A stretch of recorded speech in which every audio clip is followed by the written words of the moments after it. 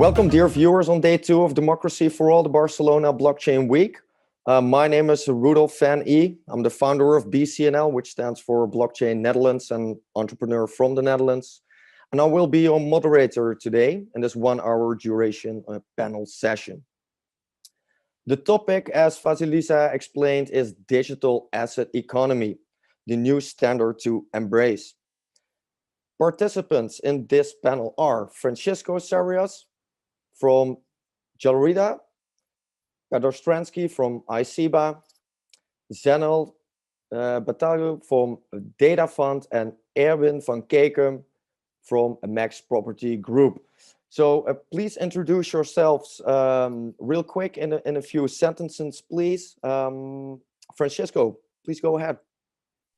Hello, thank you for inviting me to this nice panel. I work for Gelrida, which is the developers of the NXT and Ardo blockchain platform. And our platform was from the very beginning very focused on tokenization, includes an asset exchange. And I think some of the panelists is already using it for their own company. So I'm very, very glad to be here and do all our inputs. Thank you so much. Peter.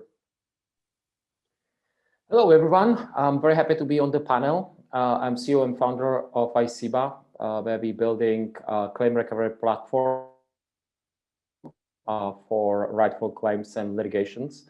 And essentially, we're using internal tokenization and using the blockchain for turning something which is not asset, which is claims, into actually asset. And we also have some early experience looking into being able to turn it into the external tokenization, external asset, but that's, I think, we will be discussing on the panel. Thank you. Zenel. We can't hear you. There you are. I would really like to be in Barcelona today. Much better idea. Thank you very much for inviting us. I'm Zenel Batagil. I come from Data Fund. I would say I'm a blockchain veteran working in this space from 2016, what sounds quite a lot of time. Basically working with data and finding the right way what to do with the data. So the consumers, those that we have data and corporations are doing the right job. Thank you. Perfect. Last but not least, Aaron.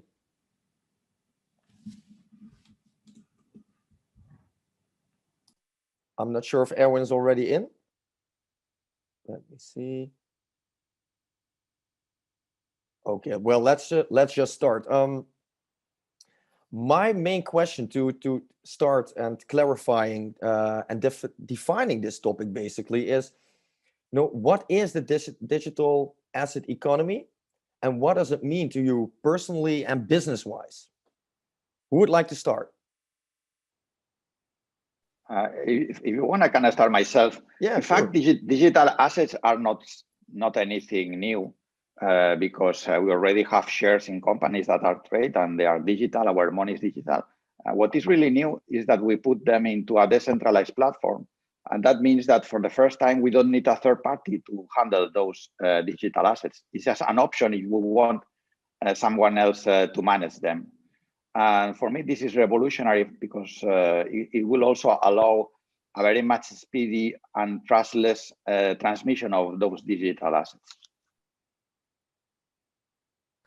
Maybe me. So, my mantra is that everything can be tokenized. So I believe there will be things that are unimaginable that can be tokenized.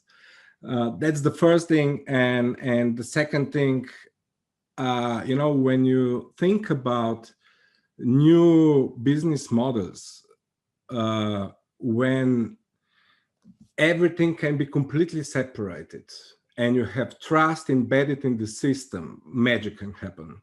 So we haven't seen anything. And Peter. I will reflect to what Francisco Zenel was saying, and especially Francisco was saying that there is no need for intermediaries. What we see in our personally bigger problem is actually in the space which is really about the assets. So it's not only, in my view, it's not only digitization of the existing classes or type of the assets, shares and other types, but as actually Zener was saying, it actually opens up many opportunities, because you can actually connect the actual asset and the information about asset, validation of the asset digitally. So that means create a proof, chain of proof, into actually the actual holder. And I think that creates a lot of opportunities of being able to digitize the assets, which maybe before would not be even considered assets. And that's what I found very exciting, and something we actually are looking to embrace. And could you elaborate a bit more on that, on what you are personally foreseeing in the next years, where this trend is moving towards? I guess that's I can talk for a longer time than that will be the format of this panel, because it, I think, goes on several fronts. But let me use the example, because I think that's easy, and that example what we're doing, not because to promote what we're doing, but I think it's nicely illustrating how to turn something what actually was not considered asset, or there were issues to deal with it as asset, into something which is verifiable asset, which is claims. Because accounting-wise, claims actually have exactly zero value until they do not have, until actually there's an end of story. And the problem of it is, of course, then what you can do with that. You can't monetize it, you can't do anything with that because it doesn't have value. So in the past, there were several approaches which were accounting heavy, a lot of cost, a lot of accusations sometimes about inflating the values, where the blockchain, but at large the digital asset economy, which is enabled, because in my view, blockchain is enabler, allows to actually create the ability to do validation of the asset at any given time of cycle. And that's what I think will be opening up a lot of new opportunities, or it is opening already a lot of new opportunities across various existing as well as non-existing asset classes. So that's kind of the angle I'm looking at. So that's where I think the opportunities are, and I think we are only scraping the imagination of what actually can be turned into the asset. Mm-hmm. Thank you. And Zenel, you mentioned earlier that you can basically tokenize everything, right? So what does that mean from like a monetization perspective? How do you monetize those data sets? Yeah, our core idea, actually GDPR became the enabler of what we're doing right now. So GDPR is that strange thing that most companies would love to avoid it, since you have the data sets, but you have no consents, especially not consents as they should be. So basically, most of the companies right now should delete all the data, and then you start to think how these new goodies that are emerging. I talk here about Ethereum, smart contracts, and tokens. The point is in smart contract. That defines what is happening when something is happening. That made possible so-called consenting. And consent, when you give consent to the data, at that moment, that transforms something that has no value into something that has value. And I think that is one thing. The second thing, what was in our focus is actually where the value is really coming. The value is coming at the moment when data with consent is used. When something is used, then the value comes in. And then the smart contract does the magic. It redistributes the new value that comes in. So the person that get the consent, the technological provider that stored all the data, the analytical company that did some miraculous algorithm that does something, and so on. So I think this is the beauty of this tokenization. Hopefully I answered your question. Yeah, you did actually, and maybe Peter and Francisco would like to respond to that. Personally, I would be very interested in, as you mentioned, regulatory part and GDPR. What would be needed from a governmental perspective on an EU level or maybe even global level in terms to push this? Well, it's sure regulation will need to be adapted to this new paradigm. But I think that the beauty of digital assets in decentralized platforms is that it makes them more democratical in the sense that not only high profile investors have access to like futures or sophisticated investment products.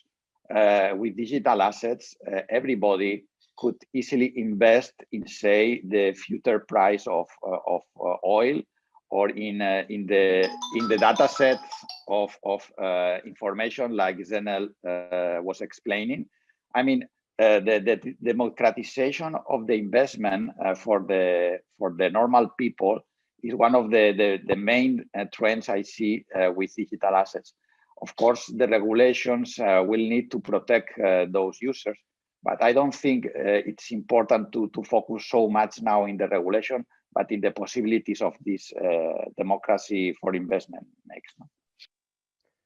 If I can build on Francisco, because I agree with you on the note of the increased access, definitely. I would maybe add one angle, two angles actually, which I think needs to be considered. And one of them is liquidity, which is, I think, one of the important problems. One thing is having the asset. Second thing is whether there is actually someone or enough parties being able actually to buy that asset, and even moreover create a situation where actually there's enough buyers and sellers. So that means the price can be established, which is the historical role, of course, of any exchanges. And interesting enough, I think that that's where there's an intersection when it comes to liquidity or exchanges, where the regulatory aspects are most heavier for, I would say, bad reasons and good reasons, because I think we've seen through ICOs that a lot of consumers and smart as well as not so smart investors were burned, and there was definitely a backlash, especially in the US. And I think there needs to be some level, even though I'm personally very much for free market, there needs to be some level, and that's mainly because for the protection of the creators of the assets. Because those who are doing legitimate ones don't want to be thrown in, into the lake of a lot of other ones which are essentially scam. So I think that's where regulatory part should play a role. I think it will be based upon my personal experience with regulators in a few countries. That's the tough one because they need to learn a lot, and it seems to me that they're learning quite slowly, to be honest. And just to add one more thing when it comes to liquidity, I think what we might be seeing is that there will be some liquidity instruments which will be representing your assets, and now I'm specifically talking about, for example, stable coins, which might actually be a good way how to create the liquidity for digital assets which might not be as liquid. And the reason why I'm saying it because we discovered that this might be much easier way, for example, for ourselves. And I think that will open another practical opportunities, which might even overcome some regulatory issues, because regulation is almost always, you can solve it, but it's costly. That's the issue. That's the biggest issue. But definitely democratization, I do totally agree. I would maybe raise one question, because I would love to hear what Francisco and Zenel are thinking. Because what I'm afraid of is democratization, one thing, but the responsibility. What we've seen around the Robinhood, what happened is that there is a lot of irresponsible, young investors using, the money they've got with leverage and with whatever ends. And I think the financial education will be very important for actually people being able to take advantage instead of being burned. That's what I'm quite seeing. And we're spending a lot of time on educating. So that's maybe guess is the reason why I think it's an important aspect.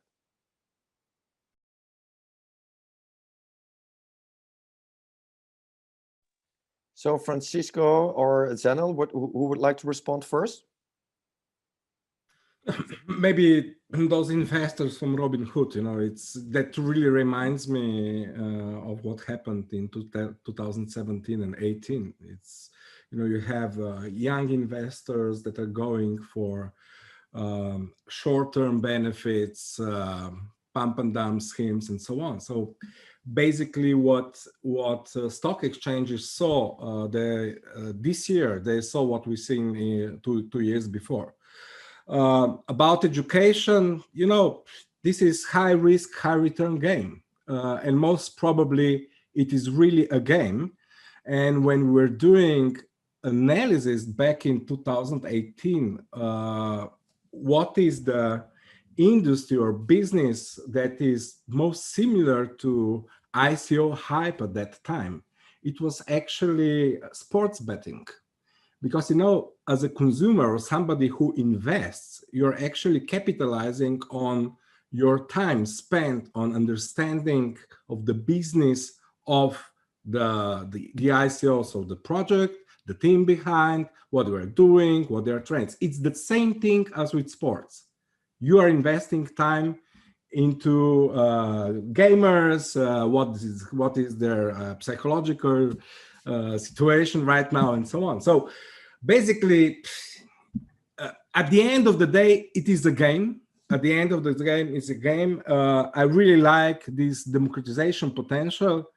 But, you know, at the end of the day, you know, I think that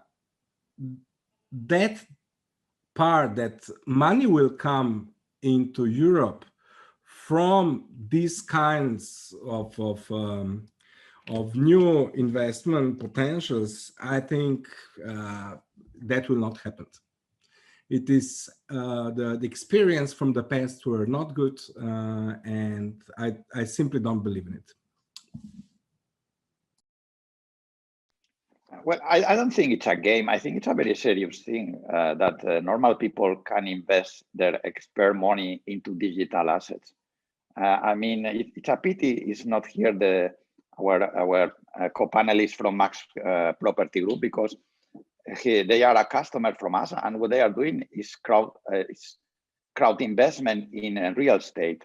So imagine a young guy that wants to have some 1,000 euros spare, and he wants to invest in real estate.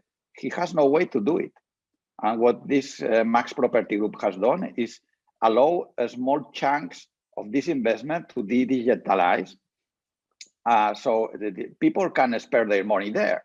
And this is not a game. This is a life decision, because their futures go there. And I think this is the nice thing of digital assets, that you don't need to be rich anymore to invest wisely your money and to go to assets that were not available for you. So I think this is the critical point. Of course, there are hurdles like the user experience. For example, people is getting hacked very easily because they don't know how to manage the wallets. They forget their passwords when they manage their own private keys. So we need to have a better user experience, and maybe someone could still choose to have custodians instead of dealing themselves with the private case. But at the end of the day, this is a very serious thing. This is invest your savings in what the rich people was only available so far. So basically, the entire market is now being opened for people that were not investors prior to these opportunities, right? Is what you're saying. Sorry, Zenel, please continue. My apologies. You know, I was really talking about the situation back in 2018, where, you know, tokens, that's a really, really wide thing. Anything can be inside. At that time, we were talking about utility tokens. That means like tickets that are running those services. Finally, we have regulation that allows also security tokens. And I 100% agree. Security tokens are really the thing that could return the lost reputation of tokens. I think that it is really important to work on that one. Hi, Erwin, welcome. Well, Francisco was actually mentioning you earlier. I last minute moved to Italy, so I was struggling with getting connected in time. But fortunately, now I'm on a proper Wi-Fi connection and able to join. Welcome. Sorry for being late again. So maybe in a few sentences, you can explain what you are doing with the digital asset economy, and specifically, as Francisco already mentioned, that you are working together, what that collaboration is all about. Yes, indeed. So, yeah, at Max Property Group, we do everything related to real estate investing, and we strongly believe that blockchain technology contributes to, well, improving transparency of real estate investing in general. And so that's the reason for our choice adopting blockchain DLT to be more specific, using the Yellow Reader product for that order, because out of the box it supports many of the features we need in order to, well, match with regulatory requirements we are faced with due to the recent approval from the Dutch financial authorities. Is that sufficient for a brief introduction? It sure is. It sure is. Maybe a first question for you then. Is the current blockchain technology ready for mass adoption of digital asset economy, you think, also in terms of interoperability? Well, a good question. I would say, looking at our crowd, being mostly seniors, 50, 40 plus years of age, using blockchain technology, to say the least, is challenging. And so we keep it hidden for them as much as possible. Otherwise, it would scare them away instead of actually contributing adoption. On the other hand, it introduced a new crowd to what we are offering because of their interest in blockchain technology. And so they wouldn't have joined if we wouldn't have issued an ITO back in 2018. But is it ready? Yeah, like I mentioned, we are using, at this time, using blockchain technology to reflect holdings of all kinds of assets in users' wallets on the blockchain. Is actually needed? I would say no. It's more or less a learning experience for us, because we are looking to, well, to actually store a property passport, real estate passport on the blockchain. Yeah, and that's our real long-term goal. I think kind of waiting on what everyone was saying, and Francisco before, about the user experience, which I think is very critical. But I'm not sure that actually it needs necessarily to be stored by every digital asset. I think what is important is that the ecosystem is evolving, and there are various players with different roles. And I think there's an important role for players like Coinbase or eToro, so for the platforms, which actually are allowing the access. And actually, I think also very nice transition, so mixing the traditional assets and digital assets. And there will be different type of the users which will be looking at different access to the assets. I think one of the where I'm seeing one of the new efficiencies, if you will, is really cutting out the intermediaries which are not adding any value. I don't think that the future of digital assets is about like cutting out everyone and everyone issuing their token and dealing directly with investors, because it's not necessarily the most efficient way from regulatory and other perspective. But I was just recently involved in some discussion about some mini corporate bonds, and to tell you the truth, it was amazing how many agents and intermediaries were involved, and essentially taking out like 5% of the yield easily, which there's no reason. And also, I would say for the adoption, it's about hiding the complexity of the technology before it's fully ready. From our perspective, it does what it should do, and it should not be a problem of the investors if there are any issues. But most of the issues we're seeing is more like really regulatory / user experience. But I don't see this as a real problem, because there are already parties who can help with that.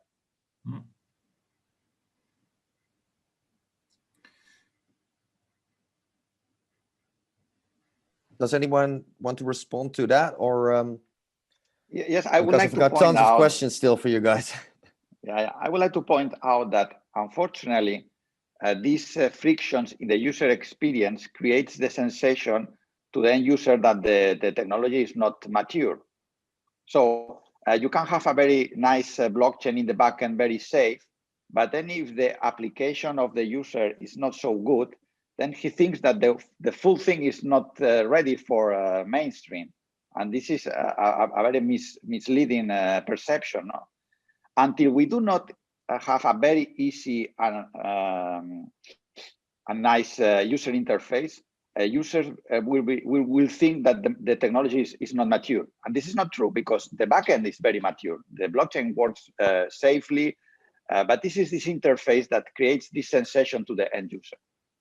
So the usability in that sense is critical, you were saying, but maybe a step back. Why did you choose blockchain technology in the first place for digital assets? Yeah, because it's the right technology for doing that. But then you need to transmit that to the end user, and the end user, what it sees is their interface. No, but I mean, like the reasoning behind it, maybe for people in the audience who are less experienced with blockchain technology, maybe you can point out what the reasoning is behind it and why it is so applicable. Because it's very flexible and does not force you to have a third party to do the transaction approval. For me, this is critical. The blockchain is safe and trustless. Yeah. Maybe, okay. I have a bit of a different perspective. That's being on a regulated platform. This one-on-one transaction is actually the problem that we are faced with, because due to regulatory restrictions, we are not allowed to, for example, trade an asset after it has been issued. If it's representing a loan or a bond even, we don't want it to change hands without our prior approval. Fortunately, we chose Ardor because out of the box, having that control, so they offer control assets as a functionality, that's actually helping us to do just that. And so that's one point. What I would like to add to the prior discussion, I think, looking at assets on blockchain, the technical part. So a lot of people investing are, I think, a bit older. They have money left, to put it in general, and money saved they can spend or are looking to invest, and they're I think reluctant or not that tech savvy to install clients, use complex passphrases, etc. A rather technical interface. So that's why we are using a hybrid model, keeping it stupid simple, user-facing, and keeping the technical details out of their face, more or less. And that really helps them to overcome their hesitance to adopt blockchain technology. Zenel, you would like to respond to that, right? Yeah, this technology is something that should not be seen. So I see it as a tech with some really cool properties, and it's used by some systems behind using APIs, and that's it. So the users will not see this new technology. The old will be just replaced by this one, and that's it. The problem that happened was that all the projects they needed to do some kind of proof of concept, something where you get traction, and because of that, they were doing everything from this beautiful part on the back to not that good front interface. And I think there was a lot of damage done to the ecosystem.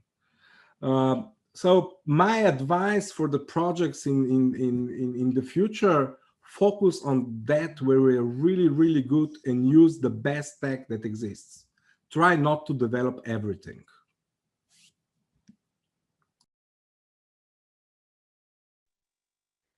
I would say, in my view, at least for type of the assets we're dealing with, the auditability is the reason to use the blockchain. So it means, and it's not about just the records, but how the records were created, and that decreases, the cost of any due diligence or any third-party verification, and theoretically takes out the need for that. That's how I do see as a big advantage. And I totally agree with Zenel that it's something what is the kind of internal engine, not something what any users or holders of digital assets should be worried about. And I think if there is anything actually probably holding back the wider adoption is the fact if actually there is a technology speak about digital asset and blockchain. It's like if you were speaking about, okay, if you're issuing the shares or if you're buying the shares, you need to go, that's the way how the exchange transact, and that's the way how it happens. No one cares. And I think that's really, we need to get to that stage that there's no need for the user to care. And I think to just add to it, maybe actually the fact that we even need to talk about the wallets is actually holding it back, because it's putting the responsibility to the heads of the consumers. And tech-savvy consumers would love it, but let's face it, that's not majority. So I think that's important part, which will evolve definitely. UX-wise, that's something also that Francisco mentioned, right? And are there specific friction points in the user experience outside of these wallets that are maybe a hurdle for adoption? I think from a point of view, it's understanding of the underlying asset. So that means the access to the asset, what it means, protection, security. I probably would love to hear from Erwin, because for real estate should be a bit easier, because real estate does exist for quite a while, one of the last asset class. But for some new type of the assets, I think they either be able to really describe it in plain English, what it means, what are the rights. That's, I think, another friction.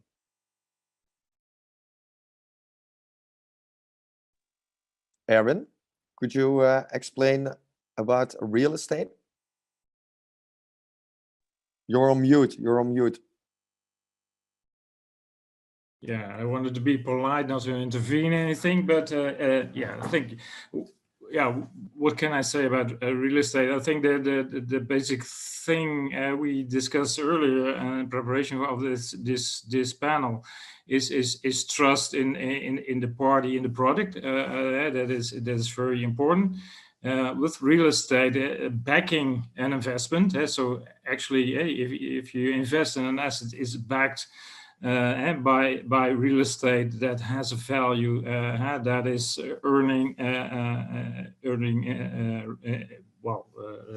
has rental income, whatever. But in the event something happens,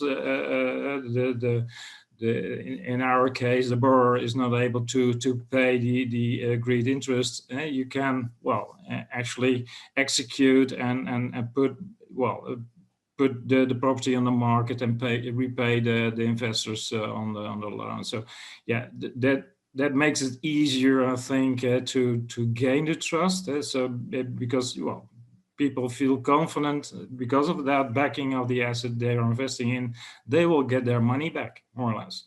So they're not able to trade it, but they will get their money back. Does this answer your point, your question? I think, Erwin, you mentioned one interesting thing that caught my attention, which is actually in the party.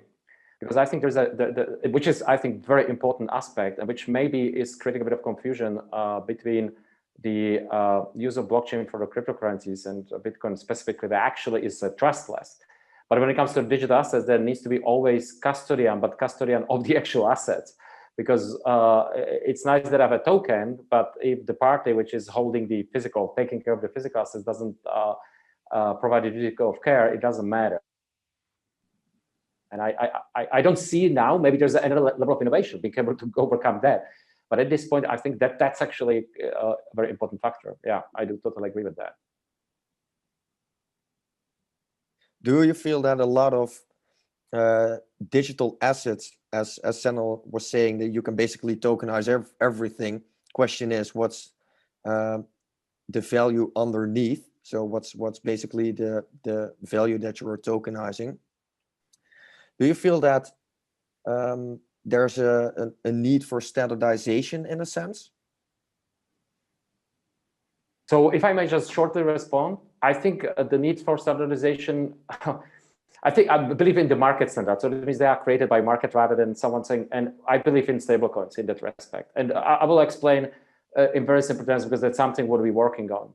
Because there needs to be, especially for the new assets, there needs to be some validation. And that can't be the investor, because they have no way to validate. But what I see a very interesting aspect, which is creating liquidity, but also that verification and ability to get to the larger markets, is actually utilizing stablecoins for underwriting the digital asset. So essentially borrowing against that asset, which is pledged, which actually these stablecoins, through their democratic principles, because most of them are foundations, can verify, I can agree that they trust that asset. And then you have actually essentially extended because there was a party which has mechanisms which people do trust in, but you can use it for liquidity, and investors can actually trust therefore the asset. So I believe that this will be probably a way of standardization, if I can use the term, rather than some other factor. There might be some technical ones, but I consider personally this one of the killer apps actually in the digital assets, honestly, utilizing of stablecoins. Francisco, what's your view on that?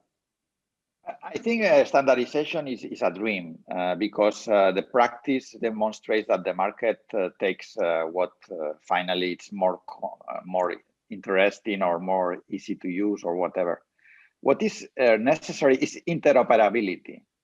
That means if Max Property Group is using Ardor platform and they want to allow people using another blockchain technology for stable coins, that there are the ways so these two blockchains can talk each other and process the transactions. But the standardization it's of course something that is it's a dream, but I think in the practice it never happens. Look what happened with the internet and the ICO models and layers. We had a very nice ICO structure, and finally we all work with TCP/IP, which was something that was used in the States by the military. You know? So it's necessary to interoperate. So the blockchains don't remain isolated silos and can talk each other, but not to make everybody to use the same technology or the same standards, in my opinion. Jorrit is saying it's a dream to get interoperability until people make it work. What would you respond to that? This is a point that a viewer is making. That it's a dream to get everything interoperable. Yeah. I mean, so nowadays interoperability is a big issue. It's not solved. So it's a dream, but I think it's more workable than the standardization for the token itself. You know, maybe about standardization, you know, I think the answer is we have a few public blockchains that could be the infrastructure for these standards. But, you know, when you talk about standards, you know, I've been involved quite a lot in a lot of projects that were trying to tokenize something, for example, arts. The problem is that at the end of the day, you have to put together a legal structure, and you have to put together a tokenized story that is somehow related to the way how this thing is solved today.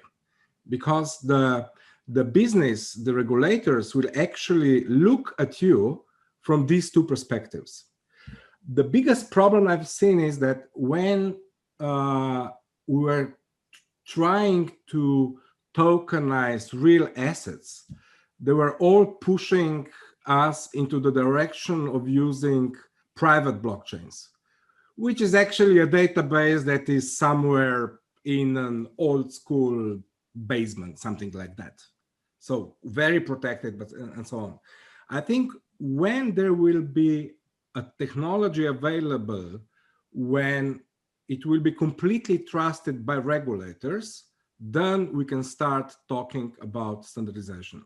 This is the must for that. It's an interesting challenge, I think, to what you said at the end, completely trusted by regulators. I think there's a long way to go, at least from our perspective, discussing our use of blockchain technology, obtaining our license to operate. Yeah, it was actually a cost to, well, make the process last 3 times longer than normal, asking them asking all kinds of questions we needed to provide answers to. And so, yeah, are they very willing to adopt new innovation, new technology? I think not. And I'm talking about only one regulatory instance in the world. There are a lot, obviously. So, yeah, achieving that goal, well, let's call it a dream. Yeah, I agree with the public in this case. I think, Erwin, you mentioned actually, I was thinking about it because you mentioned one thing, which is regulators want actually operator.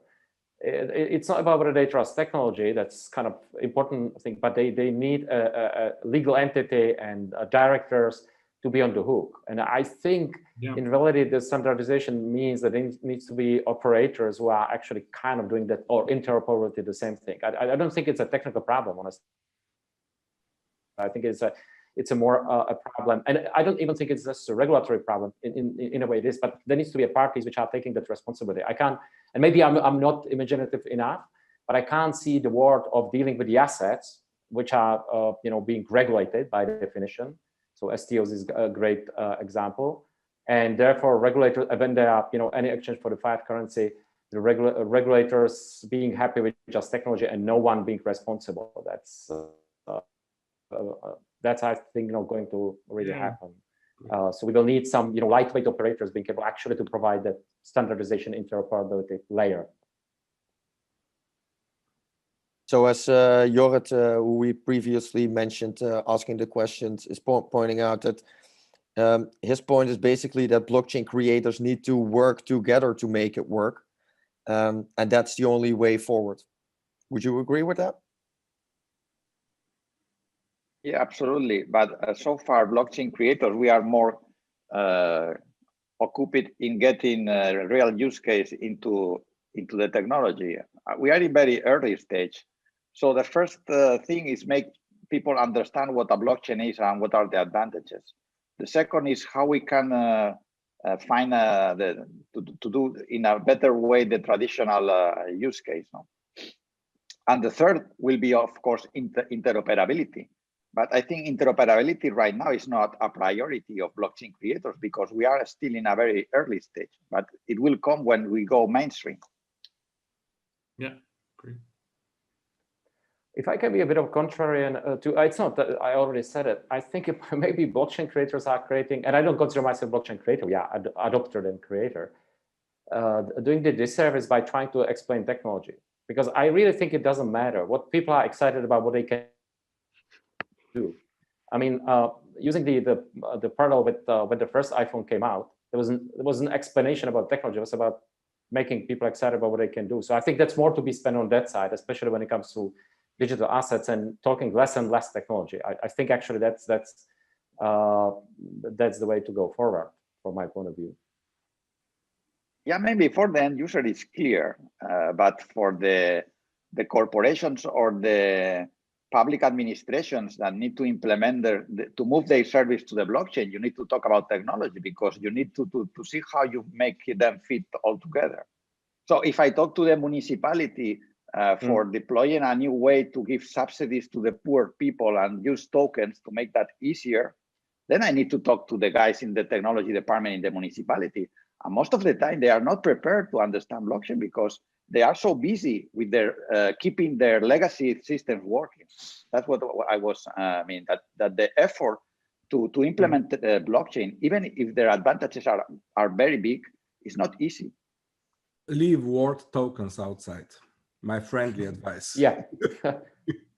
I totally agree. We actually exactly did that. We are talking about tokenization 6 months ago, and we don't talk about it really anymore, at least unless we are in very friendly environment. You know, it really depends who you talk to. That's the most important thing. It's always about you. You have something, the other needs something, and then you must use the words that they understand. And that's it. Among us, okay, of course, blockchain, cryptography, etc. But when you are talking to C-levels, and especially those in municipalities and on governmental level, forget about tokens. They will lose you completely. Yeah. So it's only a distraction of the goal you're trying to achieve. And you mentioned you were in the scene for quite some time already, Zenel, since 2016. So what are your key learnings? What are your takeaways that others can learn from? And what would you recommend to do and maybe leave doing, not doing? Yeah, as you understood, we are in data business. We really bet on Europe. We understand that GDPR is something really good, and it should maybe lead to advantages. For example, GSM technology was doing something really good for Europe. But the major point was that at that time in 2016, and with data, we were focusing on corporations. So that was our actually core target. And if you look back into 2016, Ethereum came in, smart contracts became possible, and new asset class emerged, so-called utility tokens. And if you look at the companies, the first European stars, they were, for example, Aragon, Golem from Poland, Economy from Slovenia. They were all incorporated in small islands somewhere in Caribbean. But if you are working in data business, if you try to attract corporations, you cannot be incorporated in Caribbean. And that's why we started that painful journey. It took us 6 months to explain our regulators here in Slovenia what tokens are all about, that there is something else, this new asset class. Then we had to add, because they understood it, but we had to add taxation specialists on top, token mechanics specialists. So fortunately, Deloitte was very strong here in Slovenia. So we had somebody to work with. And that was additional 6 months. And at the end, we agreed together with the government and all the regulators that we could be the first test rabbit, something like that. So at the end of the day, it costed us 300k euros, maybe a little bit more even. We lost our best people working on that for 1 year instead of focusing on business. And this is my first takeaway. Be pragmatic, don't complicate too much, especially if you're really first mover, because somebody else will come and they will just take what you did. So somebody will fork you. The other thing, by the way, we are, I think we are the first incorporated company in EU that released tokens at that time. I think nobody was before us. All the others were incorporated somewhere else. The other thing is, that is maybe valid for that time, that all the projects, actually I was talking about that before also, they were trying to do everything. So the business itself, the user experience, and the thing that they promised as some kind of application. And then they found out that a lot of pieces are actually missing. And then they started to develop things that are really, really hard to do, while we all knew that somebody else is working on that. And I think that was the second thing where we decided to do really good things. So we are Ethereum maximalists. We were in contact with Swarm. Swarm is doing the if Ethereum is public blockchain, then Swarm is the data layer. But you know, we needed somebody from this decentralized scene that would actually talk to us and try to understand what business needs. And that's what, and we found Swarm, a big team, international group of people, top-notch scientists, and they put together all the missing pieces we needed to be GDPR compliant. I think this is really good stuff. While we were developing some proof of concepts that were actually used by Swarm later. And I think this is where we really did a good job. Swarm will be out at the beginning of next year. So our journey started in 2016. We'll be finally be able to be out at the beginning of next year. So, you know, the success that happens overnight, it took us 5 years with all the pains. Cool. And Max Crowdfund is the first regulated platform, Aaron, in the Netherlands. What is your experience in terms of like how the government is embracing innovation and tokenization, let's say, of assets? Yeah, I mentioned earlier, of course, that getting approved by the Dutch Financial Authority, AFM, took 3 times longer. So normally it's 3 months. It took us 9 months. Still good compared to my colleague just was discussing. At least in our experience, there was a very long time. Talking about that experience, I think we conclude that the AFM is quite risk averse and quite reluctant to allow innovation. They do not fully understand and get a grip on. So they asked us a lot of questions in the process. We set up additional online meetings with an expert before getting approved. At the same time, the Dutch National Bank, another Dutch financial authority, is responsible for exchange regulation. That also went live in May this year. What we experienced that AFM and DNB were mixed up in the process. At least AFM were mixing up whether or not we are an exchange, mixing that up with approving our license. So that took some additional time. And the DNB is the Dutch National Bank, and the AFM is the Dutch Authority of Financial Markets. Maybe that's good to clarify for. Yeah, okay, thank you for for adding that. Indeed, so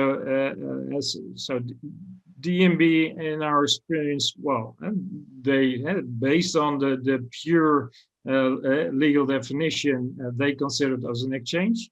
Because simply said, we allowed purchasing our token, utility token, for euros. So it's fiat currency exchange to crypto. By definition, that is an exchange activity. And so we temporarily had to hold back from that. But they responded back. They are again investigating after we put forward our view on the subject. They are still looking into that, whether or not they should change their opinion. And so that's, at least they seem more open to an innovative concept compared to what we experienced with AFM. And looking at it from another side, looking at, for example, sandbox activities, those are allowed by the EU. You see that hardly ever happening in the Netherlands. That more or less sustains the conclusion that AFM is not very much in for innovation. I think this is completely different, for example, in the UK, what I've read about, isn't it, Peter? It is. But now we are in an interesting situation. I had a conversation just yesterday. So the unofficial position of everyone involved in innovation of the asset is at 1st of January, it would not be possible to actually operate in EU. Not that everyone knows, but that's kind of what everyone is embracing for. So that unfortunately will lose some of the advantage of FCA. But you're right, there are companies which went through FCA quite successfully. It's mostly the discussions are very very open, which is actually in dark contrast, not so much with the Dutch regulator, but definitely with SEC. At one conference some time ago, the official SEC representative essentially said that they're not there for advice, but for prosecution. So I think you might still quite like the approach of the Dutch authorities, but there's the aspect. I just wanted to reflect on what Zena was saying, because I really, if I have some recommendation, which is something, don't try to reinvent what is already done. Let's look for, I mean, Francisco, I think they're doing a great job on, providing service of why to kind of try to, develop own blockchains. It's all invented. So I think it's important to find where's this piece which is missing. Because that's also, I think, is important for the adoption of digital assets, that we will be only focusing on the things which are missing for bringing digital assets to the market, rather than trying to reinvent everything again and again. As we are getting closer to the end of this panel session, I was wondering, how can people in our audience learn more on this topic, and what would you recommend to check out, where to go to? What would be next steps if you would like to be involved, either from an investor perspective, or maybe to start your own concept or business? First, read the book by William Mudjayar, Blockchain for Business or something like that. I think it's a little bit old, 3-4 years old, but it gives you that very important insight on how to think in this new paradigm. The other thing is are his blog posts. I think he's the most innovative guy in this world, combining and understanding geeks and business. So my recommendation actually would be the online course of University of Nicosia, and which is MOOC, which I think it's 12-week for free. And I think I took it like 3 years ago, and it's nicely combining regulatory, financial, as well as technology. So I think it gives very, very good start for understanding the aspects. But actually, question is a great question. I was thinking, where's the kind of the forum, and I don't think it actually does really exist. It's a lot of fragmented ones. Might be an opportunity there, right? Yeah. To start offering that. Yeah, definitely. Erwin and Francisco, do you have any final remarks or recommendations? Yes, I think you need to follow the leaders. And for me, if Max Property Group is a leader, they are fighting in the unknown place, talking with the regulators, choosing the right technology for the thing. And this is what you need to follow. The people that is trying to do these kind of things in the world, which are not a lot of them, at least successfully. So follow the leaders and learn from them. Thank you. Erwin. Yeah, final word. Notice one of the questions passing by in the chat from the crowd. I briefly want to go into. So it's about representing real estate on blockchain. I think that's an interesting question. I could talk about this for hours. We don't have the time, unfortunately. But it's also a very complex thing. And so, yes, we certainly see a use case of doing a lot of things with real estate represented on blockchain. As a matter of fact, we are collaborating with FIBRE, an international organization to define the standards for just that. Combined with the Dutch government, internal affairs, I think is the proper explanation. Also, large banks like Rabobank, the Dutch Land Registry. 10 to 15 organizations within the Netherlands. We are working on defining the international standards for representing a real estate passport on the blockchain. So it's quite clear what to do with a new developed property, new real estate object. But when it comes to life, anything that happens like exchanging hands or being rented out, etc., doing maintenance on a property, doing renovation, innovation, stuff like that. so our goal is to achieve the international standards for that. It took us already a year to come up with a unique object identifier. It's already a big challenge to have an international objective representation or identification of what we call real estate or a property. And so it's certainly will take a few more years, I think, to develop these standards, and we are looking to implement those standards on our platform as they come along. And that's what I would like to conclude with. Thank you so much, and also thanks for the other panelists for sharing these great insights. Everybody, feel free to reach out afterwards, and thanks again. Looking forward to the next one. Okay, thank you. Have a good time. Thank you. Be Thanks, brave. everyone. Be brave, yeah.